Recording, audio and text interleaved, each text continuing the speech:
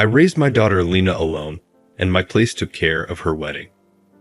They called me a worthless dad who only completed middle school. Only elites would act in such a small manner, and only during this occasion. Lena, who had ripped off her bridal gown, disrupted the mood. "Dad, let's go home." "Yeah, let's do that." The visitors started to shudder as soon as I turned to go, because a scream came from an unexpected direction. The image in front of them was startling. Gavin is my name. This year, I turned 61. Lena is my only daughter. She has always had a special gift. "Daddy, look at this." Recently, 5-year-old Lena showed me a drawing she had done. It appeared to be a schematic from her disassembling a ballpoint pen. Lena was known at the time for disassembling objects to determine their construction. Although I had witnessed her disassembling innumerable pens, I never thought she would create a diagram of one. I could tell right away that this girl was going to be fantastic. Since Lena had never been able to play outside much due to her physical fragility, she began doing experiments in areas that interested her indoors. She developed an interest in meteorology and astronomy. "Daddy, why do clouds float in the sky?" She asked me out of genuine curiosity, even though it was something so obvious that I had never considered it. As you can see, clouds are not a single solid entity. Imagine them as a group of innumerable water drops. The weight of the constituent elements, temperature, and gravity force the droplets to float rather than fall. Lena heeded my advice, went to her science teacher, and researched clouds as much as she could from the library, even though I thought the explanation might be a little too complex for her age. Even her teachers were shocked by how well she grasped the concepts by the time she was 10 years old. She is gifted, indeed. I don't possess any special abilities myself, but her mother was smart and attractive, the epitome of beauty and intelligence. Her mother, my dear late wife, must have passed it on to her. Lena's mother died on the same day that Lena was born. There were no problems before to the birth, but my wife's condition deteriorated a few seconds after giving birth to Lena. Her heart halted in an instant, and her body arched abruptly. With the state of medicine today, the chances of survival are between 60 and 80%. Nevertheless, a lack of oxygen to the brain causes long-lasting damage in many people. However, there was an 80% probability of mortality and less sophisticated technology when Lena was born. This unusual illness, which only affects a few dozen people annually in the United States, was transmitted by my wife of all things. Ultimately, my wife went to heaven without ever seeing the child for whom she had sacrificed her life. I had no idea what to do. I liked my daughter Lena, of course. It never occurred to me that she had killed her mother, although occasionally I felt almost cruel when I saw her serene sleeping face, which was so like her mother's. What am I supposed to do now? With a loud crash, the months I had spent with my wife, anticipating Lena's arrival, and the bliss I had finally discovered fell apart. A flood of emotions overtook me, and I sobbed uncontrollably until my eyes dried up.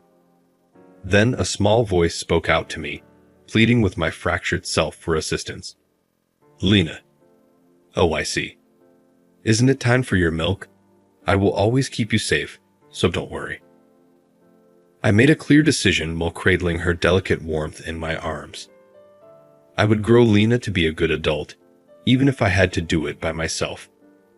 As Lena's lone parent, I would give her anything she desires and be there for her through everything. Lena took a soft hold of my index finger, as though she were listening to my thoughts. "Hey, Dad." "What?" "Oh, what did we discuss once more?" "Get it together." Her stern tone brought me back to the present. My late wife was exactly like the woman in front of me, grinning as brilliantly as the sun. She's my daughter, Lena. She will turn 24 this year and has developed into a lovely, self-reliant woman. Her beautiful blue eyes, her long chestnut hair that is somewhat wavy, and her healthy, sun-kissed skin. Hey, which of these looks better in your opinion? What about the dress on the right, which is powder blue. It looks lovely and complements your eyes." When Lena heard that, her eyes softly sparkled and she gave a small smile. Her mother's light blue eyes and slightly wavy chestnut hair were identical. Observing these minor similarities to my wife became a silent pleasure for me as Lena grew older. Lena is now on the verge of being married. Kyle, a man who works at the same company as her, is her fiancé. I thought well of him when they came to announce their engagement. I'm not really experienced yet. Lena is such a wonderful person that she probably doesn't even need a spouse. But instead of helping her or supporting her, individuals occasionally push themselves too hard. When she needs to slow down, I want to be the one to be there to support her. I was a little taken aback to hear a young man say that. Most importantly, though, I didn't mind since Lena chose him. His sincerity struck a chord with me, and I approved of the marriage. It's Lena's life, so it's not really important that I gave my consent. In front of Kyle, Lena, who typically had such a stern countenance, seemed like a little girl, which made me think of my time with my wife. The wedding preparations were proceeding swiftly before I realized it. "Still, is it all right that I haven't met his parents yet?" I whispered. I hadn't yet met Kyle's parents, but Lena and Kyle had already greeted both sets of parents. Neither of them appeared eager to set up a meeting before the wedding, but I felt that we should at least do that. "I don't think there's any need to meet before the wedding." "I concur. We don't have to force anything upon you, sir." It goes without saying that their comments sounded strange, as if they were concealing something. However, I figured it would be better to honor their desires and not press the matter because they must have had good reason for not wanting to meet. In light of that, I haven't really stepped in until now. I've been informed that Kyle and his parents will be arriving shortly, and this is what they call the rehearsal. Strangely enough, I felt anxious. For half an hour, I had been going through this strange routine of getting coffee and then going to the restroom. And they entered as I heard the door open. Kyle came in with two individuals I thought were his parents. Kyle's mom. Sierra examined me closely, looking from the top of my head to my toes. She appeared astonishingly young for her age of 70. I made an effort to get over the awkward feeling by introducing myself first. "It's good to meet you. I am Lena's father, Gavin." I reached out to shake hands, but they didn't do the same. I glanced up cautiously and saw them both, their icy gazes fixed on me. Oh, I thought that since Lena is so beautiful, her father must be really attractive. Sierra looked down on me and laughed sarcastically. About 5'7", Kyle's father, who was standing next to her, said in a strong, heavy voice while maintaining a serious demeanor. A quite unremarkable middle-of-the-road body with an average face that is neither overweight nor particularly thin. "Mr. Gavin, no." The well-known voice, suddenly brimming with irony, set off a chain reaction of ideas in my head. Only now did I realize that the haughty man in front of me was definitely someone I knew. "Tate, you must be joking with me." "That's correct. It's been a while." I never thought I'd see my old foe in such a setting. Tate and I were never that close during our 3 years of middle school together. Tate constantly finished second in our grade, right behind me, while I was always placed first. I had always been viewed as a rival by Tate. "You're a really annoying person. You've consistently been at the top of the class. For once, could you let me have it? I detest perfectionists like you because of this." As I was reading my book, he would say stuff like that to me. I didn't consistently win first place because I was a perfectionist. Rather, it was because I couldn't be content unless I gave it my all.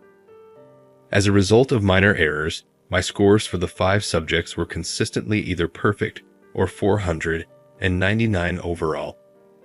Tate was intelligent too, but he was never as good as me. He would say things like that to me after each test. Then, one day in the early summer, just before we were going to graduate, a significant incident rocked my life. My parents died. I won't go into specifics, but I became completely unmotivated after that. As the summer heat started to cool off, I stayed at home in a deep despair and didn't even take the final exams. I was able to go up a grade because of my prior good grades, but I lived like a recluse in a relative's house. Tate looked down on me whenever he could, taking advantage of my weakness. You see, you received what was due to you. When you don't know how to give others their turn, this is what occurs. You've fallen out of grace now. In contrast to you, I intend to become a government official and am transferring to a prominent private high school. For the rest of your life, you will be forced to observe my accomplishment from the sidelines. Before he left my life, that was the final insult he hurled at me. He reportedly moved away to live in a dorm. After that, I broke off contact with my former classmates and didn't go to any reunions or activities. However, a glimmer of hope appeared in my life precisely when I felt I would never fully recover from the loss of my parents. My wife, who was 3 years older than me, was that hope. I was able to reevaluate my life and have the courage to go on after meeting her. I promised to preserve the priceless treasure she left behind, even if I eventually had to deal with losing another loved one. I've put my everything into Lena's future and worked nonstop. It comes out that my daughter's father-in-law is actually my former competitor, just when I believed she had met the one. It appears that my earlier weakness of fleeing was not something that fate was willing to overlook. I inhaled deeply and turned to Tate. I never thought I'd see you again at this age, Tate. He grinned menacingly. Yes, it's funny how life goes. Who would have guessed that my son would marry the daughter of a worthless middle school graduate like you? Indeed, life is uncertain. It was obviously offensive. I didn't mind if he made fun of me, but I couldn't stand to hear him disparage the daughter I had raised with so much effort. Regardless of what Tate said, I never retaliated, even in the past. Conflict has always irritated me. This time, though, I had a strong impulse to speak. Let me be clear. Lynette and Kyle are the ones getting married. Nothing more, nothing less. We are only becoming in-laws. Don't misunderstand that. It must have been nerve-wracking. With an attitude of superiority, Tate crossed his legs and sat down on a nearby sofa. I have no intention of becoming in-laws with someone like you, he muttered. I would admit that Lena is intelligent enough to be a good fit for our family, but after they are married, she will cut off all contact with you and turn into a complete stranger. When Lena gets married and joins our family, we intend to adopt her as our own daughter. Kyle objected before I had a chance to reply. Wait a minute, Dad. I've never heard of this before. Did you have any knowledge of this, Mom? Sierra responded in a light-hearted mocking tone. Oh, who knows? I'm merely a married woman in this family. Your father's words are definitive. It is going to happen if he says it. All right? Has conversing with a worthless middle school grad, Kyle, affected your IQ in any way? Not because of what Sierra said about me, but because she would say it to her own son. I had a great deal of disdain for her. I could see Kyle's clenched hands quivering a little as his face tightened. Now I knew why they had been so reluctant to present his parents to me. Kyle must have been shocked to learn that his father and I were acquainted. I couldn't help but question what kind of parents Sierra and Tate were as I considered their disrespect for even their own son and Tate's trivial comments. Lena spoke up before I could make up my mind on what to do. This type of tight environment cannot exist during rehearsal and dress fittings, can it?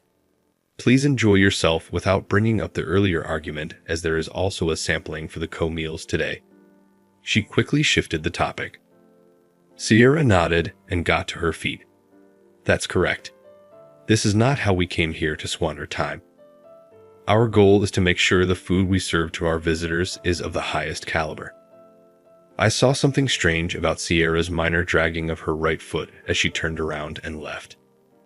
Your right foot. Sierra interrupted me before I could say anything more. You don't need to worry. What could you possibly know as a recent middle school graduate? I let it go because I had nothing further to say, and they both walked away. Now that Lena, Kyle, and I were alone, the room was quiet. Kyle bent his head profoundly as the door closed. I sincerely apologize for my parents' impolite actions. Even I am powerless over their superiority mindset, which has always existed. I wish my brother could be here. It turned out that Kyle's older brother had died overseas. My sibling was a superb pharmacist. His fascination with pharmacology began at an early age, and everyone assumed he would pursue a career in the field. However, he abruptly declared he was leaving abroad on his 25th birthday. My folks made an effort to stop him. Things may have been different if he had gone to a world-class hospital for a vacation or to hone his talents. However, Kyle's brother's route was much more difficult. Are you familiar with the medical groups that work in hazardous regions of the world? My heart skipped a beat as I heard those words. Yes, of course, I said slowly, swallowing hard. You were your brother then? Kyle gave a silent nod. My parents tried to stop him because of this. There was nothing more to say. It was unnecessary for me to speculate about Kyle's feelings or what might have happened to his brother. It was too obvious.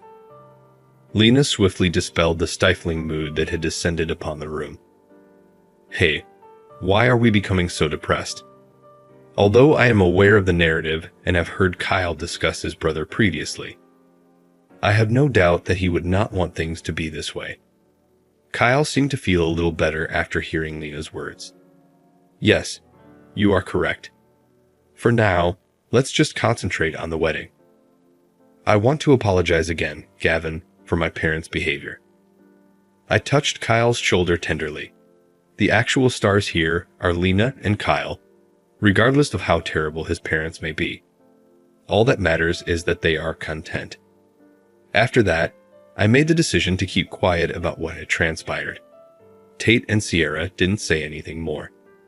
They smiled and didn't cause any more trouble for the remainder of the event, which could have been due to the presence of venue staff or simply their acting. This was the quiet before the storm, and I was unaware of it. Time flew by as I calmly savored the food and headed home. And before I knew it, the wedding day had come. Lena, who used to stroll behind me and say "Daddy," would grow up and wear a spotless white frock, something I never imagined would happen. I brought a picture of my late wife and I from a trip together to participate in the happiness of Lynette and Kyle's special day because I didn't believe it was acceptable to bring a huge shot of my late wife. I will always remember the ceremony as a lovely, poignant, and even mystical event. After that, we relocated to the reception area, but that's where the unexpected occurred. This seating chart, what is it? I was indeed classified as a useless middle school graduate. The staff hastened to get the charts, their cheeks white as they repeatedly bowed in apology, and I could hear whispers throughout the room as people took notice. Lena and Kyle were backstage changing their clothes at that point. I had no question who was responsible for this based on the staff's terrified response. What about that? My unique gift to you. When I looked around, Tate had a chilly, vindictive smile on his face. Although Sierra's expression was unreadable due to the folding fan covering her mouth behind Tate, it was obvious from her body language that she was making fun of me. I shuddered a little. The one who is mortified by this humiliation is Lena, not me. At this point in my life, being embarrassed in front of a large crowd at a wedding doesn't hurt at all. There would truly be whispers if the bride's father was humiliated in this way. I tried not to cause a scene up until now, but I had enough. To be 61 and still think about something so juvenile. Tate replied with a smug expression on his face, but I calmly reciprocated. I'm a man who rose to the position of government official after graduating from a prominent university. Lena is undoubtedly in a position as well because she works for a prestigious corporation. However, how about you? You stopped studying, turned into a recluse, skipped the high school entrance exam, and are still only a middle school graduate. Only the elite are invited to this festivity. You ought to depart right away. Tate's irate tone reverberated across the space. The throng of spectators swelled, interested in the disturbance. Concerned about the impact this might have on Lena's reputation, I opened my mouth to speak, but a cool, collected voice interrupted. "Let's head home, Dad." There was no mistake it, but it was deeper than normal. Lena's voice was heard. She was standing there, emotionless, as though she'd had lost all sensation when I turned around. She was back to her earlier casual attire, having thrown away her bridal gown. Beside her, the employees who had gathered the seating charts in a panic were shaking as they took in the scene. Lena had obviously heard it all. A little later, Kyle, who had removed his tuxedo and was also dressed down, joined us. "Leave, Gavin." I shuddered at the obvious fury in Kyle's voice, even if it was milder than Lena's. Tate and Sierra, meantime, were enraged. "Kyle, what does this signify? The reception is going to begin, Lena. Why are you acting in this way?" Sierra, who is much shorter, gave a little squeak as Kyle, who was 6'3", walked slowly approaching his mother. "What, mother? Do you not feel embarrassed by your actions? After my brother died, I know you want to put your expectations on me, but I'm not your puppet. I wish to live my life as I see fit. Ms., I will return your kindness, but if you both keep acting this way, I'm willing to cut off all contact with you." There was a thick quiet in the room. Too scared to get further involved, the visitors who had been silently observing murmured to one another. Unable to control his rage, Tate yelled, "How dare you? It is not acceptable to disobey your parents. All right, you and Lena can go. We're off to this wedding. Totally off." There had been no change. The same Tate who had earlier yelled at me to give him the top rank in school was still there. I was too tired to even let out a sigh. I turned to Lena and said, "You're right," ignoring Tate. "Let's head home." The wedding could not go on after Tate declared it canceled. Even though we were bothering the visitors, it felt like the best course of action to depart at this time. A cry broke out behind me as I turned to go. When I turned around, I saw Sierra fall to the ground, her face going white. Panic set in, with several guests yelling in bewilderment. I hurried to her right away. "Hey, how are you treating my wife?" For the first time, I spoke up when Tate attempted to step in. "Do you wish for her to pass away here?" My remarks caused Tate to freeze, and I called for an ambulance while he remained stunned. Still in shock over his mother's death, Kyle stood still, unable to process what had happened. Frantically, people gathered around to inquire about the situation.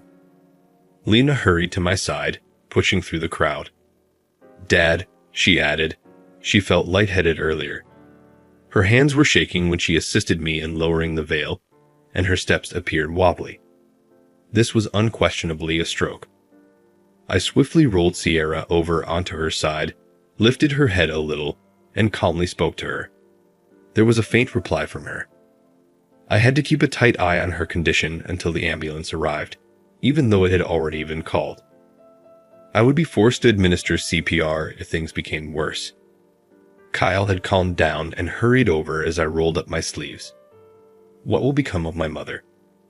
She is thankfully still conscious, but if care is delayed after a stroke, there may be serious consequences or worse. Until help comes, we'll try our best. Kyle gave a forceful nod, but Tate was the one who was still struggling to understand. "Hey, leave Sierra alone." He was obviously in a panic, unable to comprehend what had transpired. Tate, apparently unable to hear anyone, continued yelling her name in spite of his family members' attempts to calm him down and explain. As I watched him, I couldn't help but reflect on my own history. I prayed as I glanced at my wife's picture in my pocket. "Let me save her this time, please. Give me courage." At that moment, the ambulance's arrival was announced by the workers outside. I stuffed the picture back in my pocket and braced myself as I hurried in. Kyle informed me that Sierra had survived the procedure a few hours later. Lena and I were handling the return of presents and explaining the situation after Sierra was brought in because the wedding had to be canceled nonetheless. However, I felt my body go slack when I heard that Sierra had been spared. Lena was on my side. "Dad, you did fantastic. I'm very happy she survived." "Yes, but it hasn't ended yet. There are still many things to attend to." As we strolled along the moonlit street, Len gave a slow nod. Sierra was admitted to the hospital, so we made our way there, with visiting hours ending at 8:00 p.m. We had only roughly half an hour left. We ran to the room, and when we got there, Sierra was just waking up, staring at the ceiling, and Tate was holding her hand and crying violently. When Kyle saw us, he motioned for us to come in. "I appreciate you coming, Dad. Hurry up." Tate appeared to be prompted by Kyle's words as he shifted uncomfortably, opening and closing his mouth as though he was trying to think of anything to say. I let out a sigh.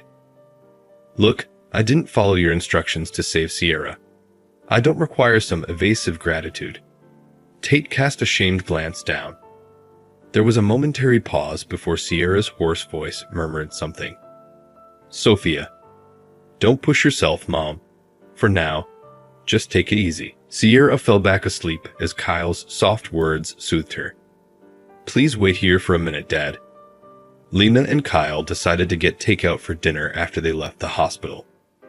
Tate and I were left alone in an unsettling silence after that. Unexpectedly, Tate was the first to speak. "I was totally useless when Sierra fell apart. You and Lena maintained your composure. Have you ever held a medical position?" Tate was probably astonished since he still thought I only had a middle school diploma. It was time to give an account of my life's events. No, I didn't finish middle school. After a few years of delay, I eventually completed my GED and enrolled in college. I went on to become a doctor. Tate had previously stated that he too aspired to become a doctor, I remembered. Given his aspirations, I had thought Tate would seek a medical degree, but that was not the case.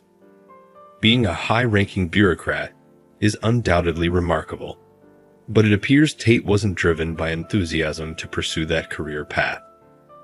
It was a generation-old tradition in my family to become a bureaucrat.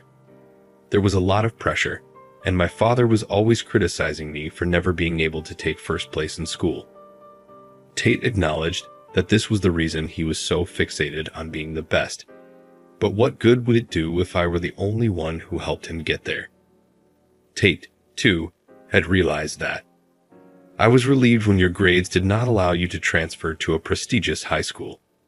That helped me succeed in college, become the best student at my new school, and finally work as a bureaucrat. But because he wasn't there, no matter how high I rose, I always felt empty within." "You mean Keith?" When I uttered the name of his late son, Tate's eyes widened in surprise.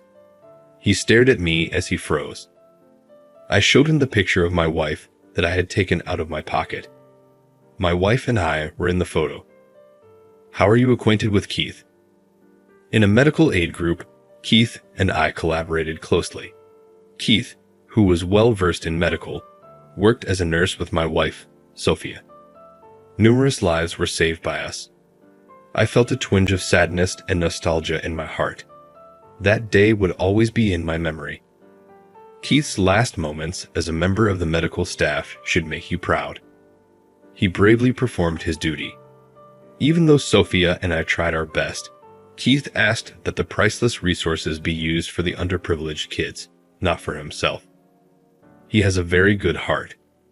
I didn't know his tale because he never talked about his family, but I think it's time to share it with you. I reached into my wallet and pulled out something. The piece of paper was tiny. Keith left a note behind. Tate broke down in tears as he read the note and fell on the floor. Keith wasn't actually my son. Despite not being Keith's biological father, I loved him as if he were my own when I married Sierra when he was 13. And he's gone now. Oh, Keith. Under the brilliant night sky, Tate collapsed at his knees, tears pouring down his face and creating a big puddle on the tarmac. At that moment, Lena and Kyle came back, running over, startled to see Tate like this. Tate, however, was crying like a child and was too distraught to explain. I went to see Sierra in the hospital a few days after she recovered enough to speak. Even though she was still unable to move from her bed, the prompt treatment prevented permanent harm, and she would be able to resume her regular life after rehabilitation. Sierra spoke as soon as she spotted me. "Isn't that a picture of Sophia? You are familiar with my wife." Quietly closing her eyes, Sierra disclosed a surprising link. "I went to England to study abroad when I was 19. I met Sophia while I was pursuing my nursing degree. We connected because we both admired Florence Nightingale, even though she was only 13 at the time. I had to abandon my goal of becoming a nurse when I became pregnant with Keith at the age of 21. Sophia must have developed into an excellent nurse, though, didn't she? As Sierra had predicted, Sophia had become known as the Saint with the Lamp, and was dubbed the modern-day Nightingale in the field. Sophia was 35 when we first met, but she had extraordinary nursing skills. Together with Keith, we saved numerous lives while working together and getting married. I lost control and behaved in a way that was completely out of character for a doctor when Keith passed out during a mission due to a stroke. Even so, Sophia maintained her composure, and Keith put the needs of others before his own, even as his consciousness waned. I told Keith that I would bring a message to his parents if I ever went back to the States. He expressed his desire that his parents would live long lives, even though his own life would end there. Given the family history of strokes, he particularly urged his mother to take additional care of her health. Tate had already informed Sierra of Keith's fate. Remaining composed, she nodded slightly. Then she said strainedly, "Tate and I were obsessed with Kyle after Keith's death. Lena and you were harmed by our pride and bigotry, even though we wanted him to lead a happy and normal life. I didn't understand how stupid we had been until I saw the expression on Kyle's face. Please allow me to express my regret and gratitude for saving my life, even though apologizing won't make it better." She held out her hand to shake hands. Her action made it obvious that she was sincere. I had no reason not to accept it. I fulfilled my obligations as a doctor. I don't need your gratitude for that. But please apologize to Lena when she comes to visit.